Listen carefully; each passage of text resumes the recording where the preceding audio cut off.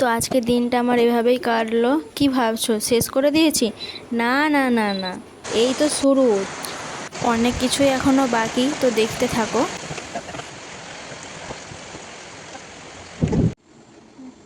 তো হ্যালো বন্ধুরা, good morning.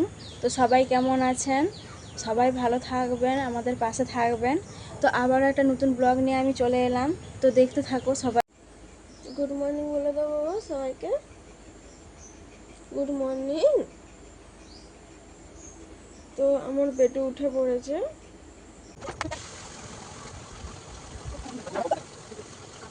বাবাই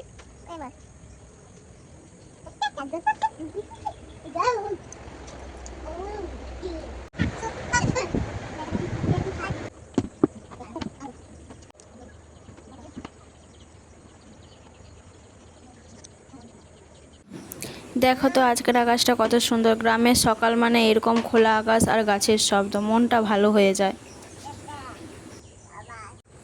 এই দেখো, আমার শাশুড়ি মা সকালবেলা পুজো করছে।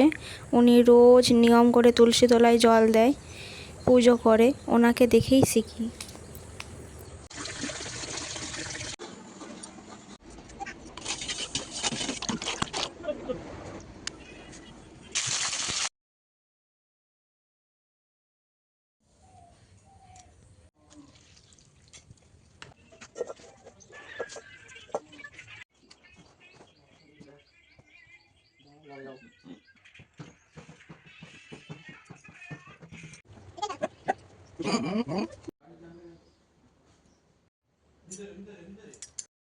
আজ শাশুড়ি মা বাপের বাড়ি যাচ্ছে, তো ওনার মায়ের শ্রাদ্ধর কাজ আছে।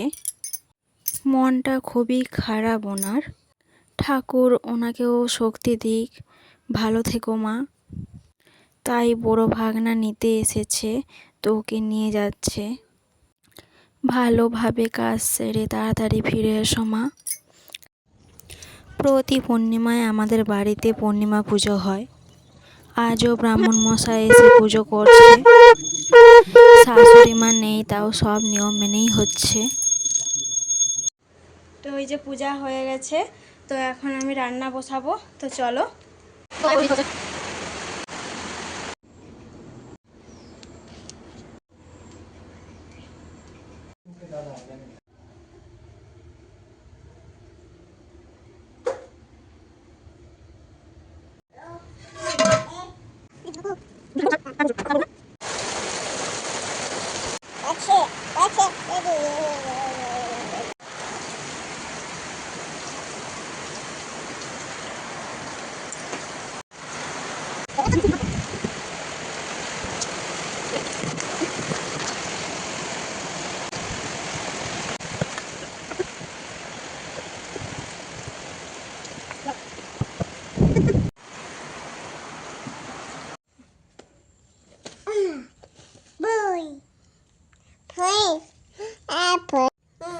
বাবার কাঁধে মাথা দিয়ে বসে থাকা, দুনিয়ায় সব সুখ এখানেই।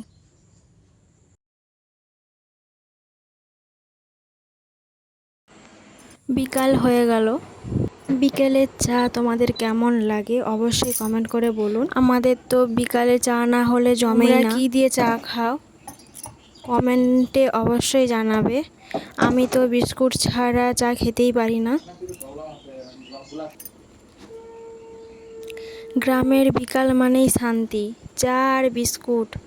বিকালে এটা সব থেকে দারুণ খাবার। ভিডিওটা কেমন লাগলো কমেন্ট করে জানিও। ভালো লাগলে একটা লাইক আর শেয়ার করে দিও। আর যারা নতুন দেখছো চ্যানেলটা ফলোয়িং আর সাবস্ক্রাইব করে দিও। আজকের মতো ব্লগ এখানেই শেষ করছি। সবাই ভালো থেকো, সুস্থ থেকো, সাবধানে থেকো। আবার দেখা হবে কাল নতুন একটা গল্প নিয়ে। টাটা, গুড নাইট, ভালোবাসা নিও সবাই।